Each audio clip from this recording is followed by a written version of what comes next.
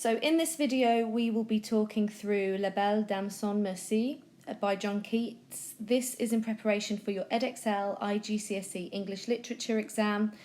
It may come up for paper 1, section A on poetry. Remember, one question provides two poems for you, and then the other question will give you one poem and ask you to choose another one to compare to. So potentially it could come up, or you could choose it.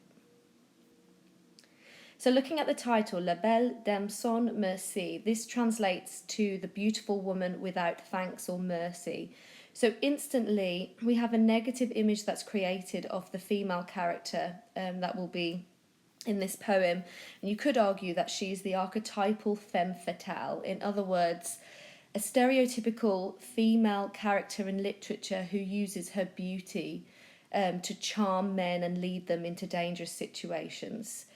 It's worth considering, however, that this poem is quite mysterious or ambiguous, and you could argue there's another way to look at that. In fact, you'd get higher marks by considering the fact that the narrator, who's mostly the knight in this poem, is an unreliable narrator potentially, and so maybe she wasn't so bad, but we'll look into that later. So the first stanza, "Oh, what can ell thee, knight at arms, alone and palely loitering?" So we have a lexical field here of isolation. He's alone and palely. Paley also suggests that he might not be so well. And the fact that he's loitering suggests that he's got a sense of purposelessness. We'll come back to this, but that does contrast with the image, or the stereotypical image we might have of a knight who would have great purpose, typically. And then the last two lines, "The sedge has withered from the lake and no birds sing." This is pathetic fallacy, and the bleak image of winter seems to mirror the knight's state. So everything just seems quite bleak and sad. And then we have repetition of the same line, "Oh, what can ell thee, knight at arms?" So this repetition suggests that he must feel awful for this unknown passerby to ask him twice, "What on earth is wrong with you? What's happened? Why do you look so terrible?" And then it follows again with further description of how he looks, "So haggard and so woe begone." In other words, you look exhausted and you look so sad. And again, as we said previously, with the fact that he's loitering, just the weakness of this knight and the sadness of this knight really contrasts with the stereotypical expectations of a knight who should be brave and strong. And the last two lines are different this time. "The squirrel's granary is full and the harvest done." So this time we have quite an optimistic tone. Yes, it's about to turn winter, but everyone's ready for it. The squirrels are ready for it. The people are ready for it. So it's almost like, why do you look so sad? We're prepared to get through this tough time.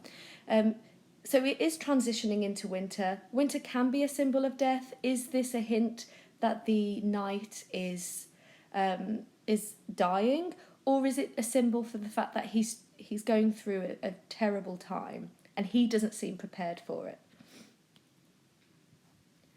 "I see a lily on thy brow, with anguish moist and fever dew, and on thy cheeks a fading rose fast withereth too." So we have metaphors here. Firstly, the lily, to highlight really the paleness again of the knight. So we've repeatedly reminded that he looks very pale, with anguish moist and fever dew. So this description obviously is suggesting that he's sweating a lot, almost like he's got a fever. And again, this implies that he's either very ill or even dying. And then again, another metaphor, on his cheeks there is a fading rose. So again, the fact that it's fading suggests again that he's very pale, but also the fact that it's fading reminds us that he wasn't always this way, that maybe he was once full of life and full of passion, which we will see when he later recounts what happened. And then on the last line, "withereth." So he is like a rose withering away, again implying that he might be dying. And then, so the first three stanzas, you may have noticed, it's an unknown passerby who's found the knight and unsure what's happened to him and asking him lots of questions. From now on, it transitions into the knight narrating what happened. And so you'll notice the first few stanzas, the personal pronoun I begins the stanzas where he is kind of recounting what happened. I met a lady in the meads, full beautiful, a fairy's child. Her hair was long, her foot was light, and her eyes were wild. So we have a description of this woman. She's beautiful, her hair's long, her foot was light. These are all stereotypical images of that time of a fairy. And of course it says specifically that she was a fairy's child. I haven't circled it, but the dash there also adds emphasis to that. It's important that we know that she is otherworldly. And then in the last line, that's implied again, her eyes were wild. So that's a reminder that she's not quite human, there's something different about her. But there's two ways to look at this, and we'll continually look at two different interpretations of what happens in this story. Does wild remind us that she is of a different world and she needs to be free? Or does wild indicate that she's dangerous? And does it foreshadow something? Is there a sense of foreboding with that description that she might be quite dangerous to the knight? I made a garland for her head and bracelets too and fragrant zone. She looked at me as she did love and made sweet moan. So I've circled I at the beginning of these stanzas because we are going to later see that this changes to she. So we will talk about this later when it does change. But there's an argument here of who is in control. At the moment it seems to be him, since it starts with a personal pronoun I. And then look at what he makes for her. He makes a garland for her head, so basically like a flower headband. He makes bracelets and a fragrant zone. There are a number of interpretations here, but for now, let's just say that this is a flower belt for her as well. So if you notice, these are all circular images.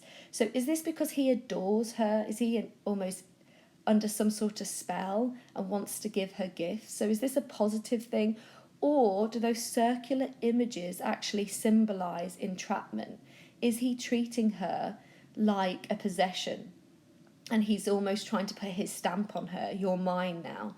And again, that links back to the word wild. Would she really appreciate this? Does she want to be possessed by anyone?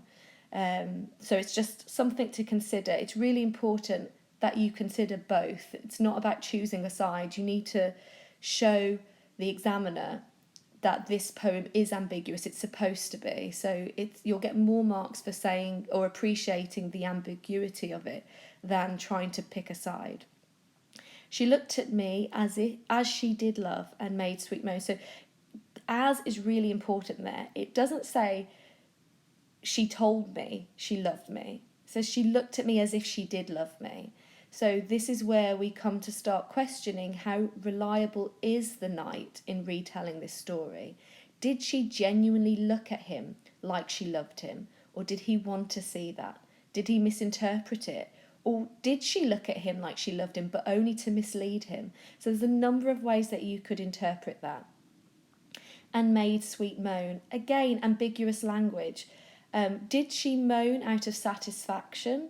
Or was she moaning because she's protesting? Again, we can't just trust the knight as the narrator. We have to think of alternative interpretations. Again, we start with I. He seems to be in control. I set her on my pacing steed, and nothing else saw all day long. For sidelong would she bend and sing a fairy song. So, and nothing else saw all day long. Is he in some sort of trance? Is he under her spell? Is it just that he's so in awe of her beauty he can't stop looking at her? Or is he almost monitoring her again? Is she his captive? Remember the garland headband, the bracelet, the flower belt. Does she feel entrapped by him because of this, that he didn't look at anything else. In other words, he didn't let her out of her sight. So there's two ways of looking at that. Now we notice a change in control. The following stanzas begin with she. She found me roots of relish sweet and honey walled and manna dew. So there's ambiguity here. Is she caring for him? Or is she poisoning him? Because we later see that she lulls him to sleep and then he ends up being very ill. So there's two ways of looking at that. And sure, in language strange, she said, I love thee true. Did she say, I love thee true? It's in a strange language. So he wouldn't actually be able to understand what she said. So again, unreliable narrator. Did she say that? Did she want him to think that? Again, to mislead him? Or did he just want to think that? Okay, so there's a number of ways to look at it. She, again, in control. She took me to her elfin grot, and there she wept and sighed full sore. Why is she crying? Is she crying because he's unwell? Is she crying because they're from different worlds and they can't be together? So this links with the theme of impossible love. Or is she crying because she doesn't want to be with him and she feels entrapped? So again, you must have an open mind with the interpretations. And there I shut her wild, wild eyes with kisses for. So there's repetition here of wild to remind the reader that she's from a different world and potentially she needs different things. She needs her freedom. And the fact that he shuts her wild, wild eyes, is he suppressing that freedom or is he trying to comfort her? So there's two ways again of looking at this, or more than two ways really. And there she lulled me asleep. Again, she's in control. She lulled me to sleep. Is she comforting him? Is he under a spell? We're unsure. And there I dreamed, oh woe betide, the latest dream I ever dreamed, on the cold hill's side. So now we start getting a sense of a foreboding with the use of cold. Again, this kind of links to the beginning of the poem where he's alone, he's looks pale, and we have this lexical field of isolation. Again, we get this sense of loneliness again. So things are about to change in this poem. I saw pale kings and princes too, and pale warriors, death pale were they all. So we've got the use of plosives here, especially with the P sound. So there's a harshness. We just said that if we look back, we have this sense of foreboding created on that last line with the cold hillside. And then that just follows with this harshness to the poem with the use of plosives. And what he sees in his dream are these pale kings, death pale, and that kind of draws a parallel between them and the night. So you could start questioning, well, what happened to these kings and princes and warriors? Did they fall for the fairy as well? Did they go through the same thing that he's going through now? And that would make sense with the following two lines where they warn him. They cried, La Belle Dame son Merci hath thee in thrall. In other words, the beautiful woman without mercy has you in power. Okay, you're under her control. And that links again, doesn't it, to the pronouns. We saw some stanzas beginning with I and then gradually they changed to she. She started to take control over the night. And now we have this warning from the kings that she has you under control. Okay? But it's a dream. Can we trust it? Did any of this happen? So there's a theme here of dreams and how much we can trust what he saw.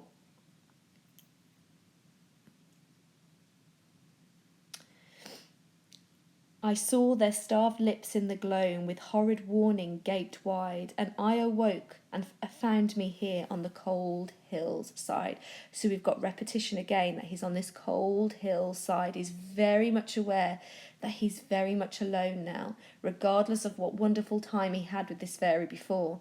That no longer exists, and he feels incredibly lonely. But look at the image of suffering linked to those warriors and princes and kings, the starved lips, and they have this horrid warning gaped wide. Okay, so there's this clear image of suffering potentially created by this fairy. And this is why I sojourn here, alone and palely loitering, though the sedge is withered from the lake and no birds sing. Now, it's interesting that he says, I sojourn here, because that's typically means a temporary visit. So is there a sense of optimism here? If this is really about heartbreak, is it suggesting that I'm just here temporarily, I'm going to get through it, and then I'll get on with my life? You could look at it in that way, but there are other ways, because he's alone and palely loitering, and with all the descriptions that we saw before with his fever and the images of the princes and the kings and so on, and the rose that's withering, is he there to die? Has she poisoned him? Or was he dying to begin with and he's imagined all these things? There's a number of ways to look at this, but I think it's quite interesting that word is used. It could have said, and this is why I stay here, but it doesn't. So I think there's a sense of optimism here where he knows this is just a phase. I'll get over it, but right now I'm just waiting and kind of getting over my feelings. And we have repetition here because we are back to the start where we began, okay, where he's now speaking to the unknown passerby and saying, this is why I'm here. So let's look at the poem in terms of form and structure. So you should have noticed that it's a cyclical structure where it begins. If you look at the first stanza and the last stanza, that's at the same time. And everything in between is in the past, and that's the night, especially, from stanza 4, that's the night recounting everything that happened. That leads him back to the present and says, that's why I'm here. That's why you're asking me, why do I look so terrible? Because of all these things that happened to me with this fairy. So it's a cyclical structure. It's in the form of a traditional medieval ballad. So one thing to note about ballads, they were written not to be read because it was in a time when people typically couldn't read. So the language would be fairly simple and would be easy to remember. This links with the rhyming scheme, which we'll talk about in a moment, but it would have to be written so it would be easily followed, easily understood and easily remembered, so that you could then go on to retell that ballad to someone else. And it's in the form of dialogue. We have the unknown passerby speaking, and then from stanza 4 we have the knight narrating his story. So the structure is 12 stanzas. They are quatrains because they all have 4 lines each. The rhyming scheme is A, B, C, B. This links with the traditional medieval ballad because the rhyme scheme is just easy on the ear, and typically when you use rhyme, it makes it easier to remember. So it's just in the traditional form, which would enable people to listen. It would be easier on the ear to listen, but also easier to memorize.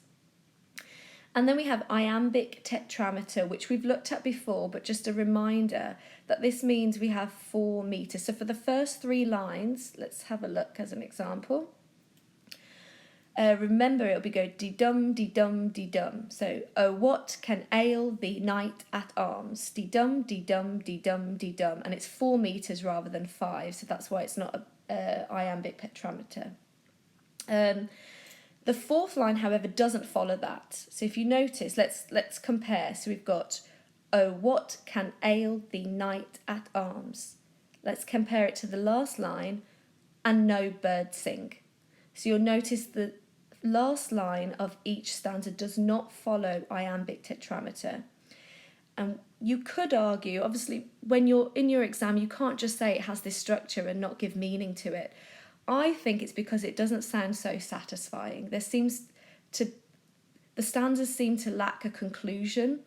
It's like we're not getting the full story because we're only hearing the knight's perspective, or does it reflect the dissatisfaction of the knight? Things didn't go his way. Things didn't end how he wanted them to.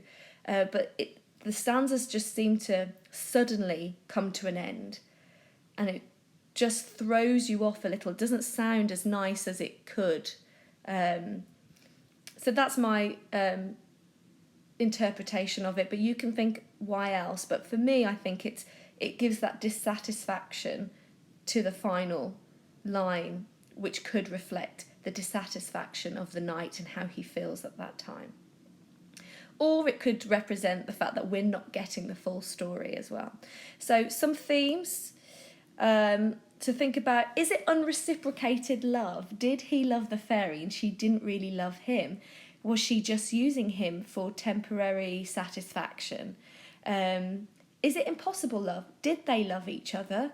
But because they're from different worlds, it was never going to work. Is that why she's crying?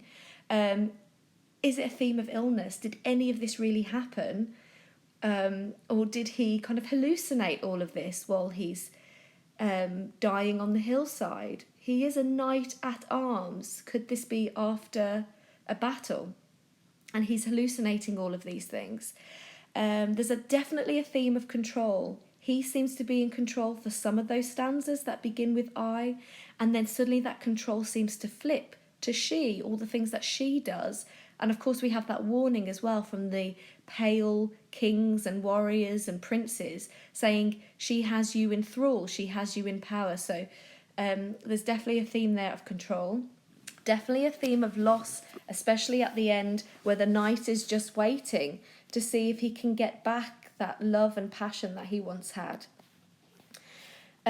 Power of love, it's definitely very powerful. Look at the effect it has had on the warrior, on the knight, and the warriors and the princes and so on. But also that's linked with the danger of love. Love might be really powerful, but look how dangerous it is and look how it can harm you. So it's quite a negative feel towards love in this sense, and you can link that to Keats and his experience of love as well.